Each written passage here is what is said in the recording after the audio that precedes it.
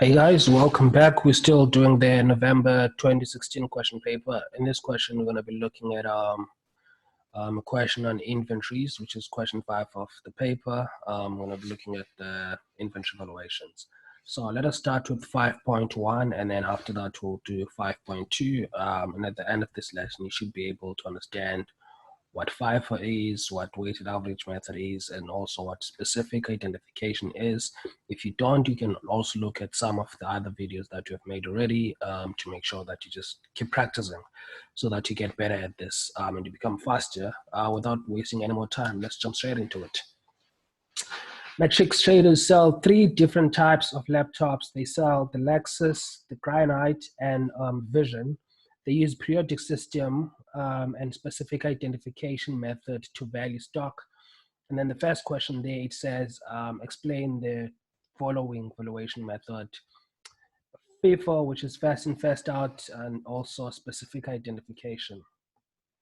So let's try and see how we can explain these two. So FIFO, we know that it means first in, first out. In other words, the first stock that comes in is the first stock that is sold. So it operates assumption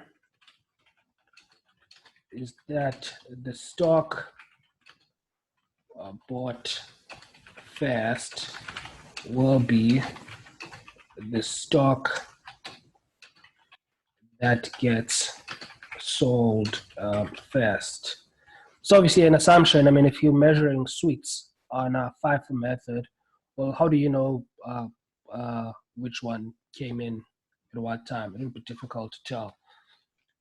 Or the other way to explain FIFO, stock on hand is measured at the latest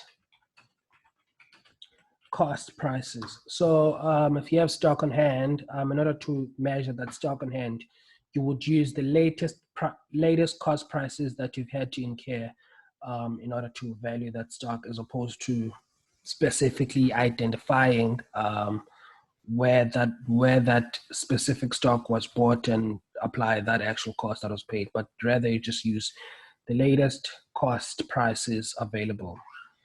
And then explain the scientific, the specific identification method. Each item of stock is valued. Each item of stock is valued at its original cost price. At its original cost price. So each item of stock, you have to make sure that you are measuring at its cost price. So, I mean, in this question paper, for example, in this question paper here, for example, what you wouldn't do, you can see here that they say they have a Lexus, a Granite, and a Vision. You wouldn't use the cost price of the Vision and the Granite because it's the most recent. You would apply the Lexus to the Lexus, the Vision to the Vision, and the Granite to the Granite. And they also did say here that we're using the specific identification method. All right, moving on. 5.1.2, it says calculate the cost price per laptop on 1 October 2015. So this is the information that you're given. The following information is in respect for the year ended 30 September 2016. So you're calculating the cost price at the beginning of the year. You have the date here, 1 October 2015 for the Lexus, 118 units, and the total is 413,000. So that's quite simple. You take the total, 413,000, and then you divide by the number of units.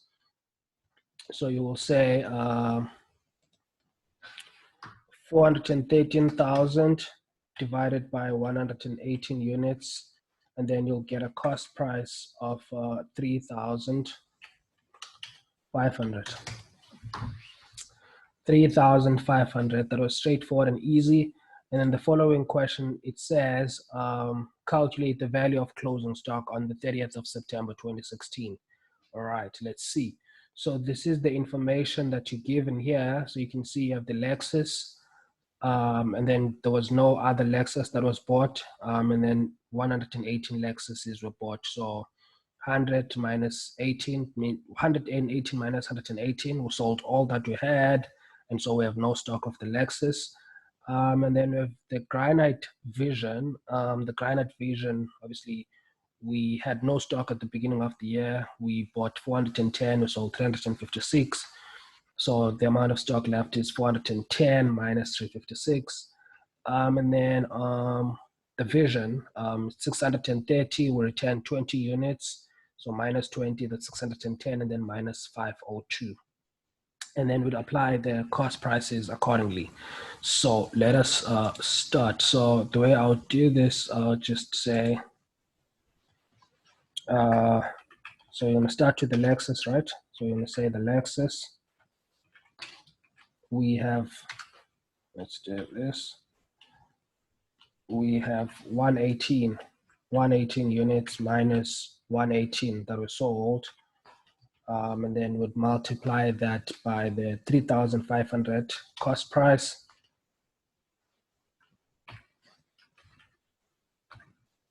And then that would give us 0, right? Because 118 minus 118 is 0. Anything multiplied by 0 is 0. And then after that, let's go to the Granite.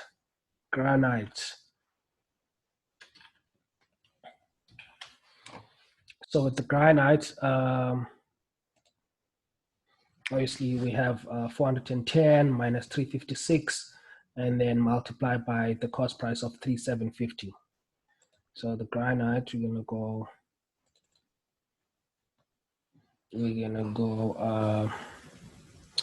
410 minus 356, and then multiply by the cost price, which is 3,750,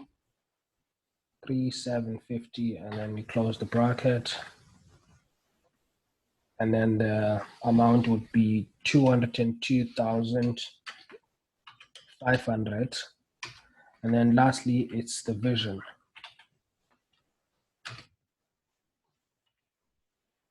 So the Vision, there's no opening stock for the Vision, as we already saw, but we have 620 minus 630 minus 20, and then minus 502 multiplied by 4,650. So we'll put it like this. So we have 630 minus 20 minus 502, and then we'll multiply by the cost price, which is 4,650, and close the bracket, and it should give us a total of 502,500, and then the total, then the total closing stock would then be 704,700. So that would be our answer for 5.1.3. Thank you guys for joining. Tune in for the next lesson. See you.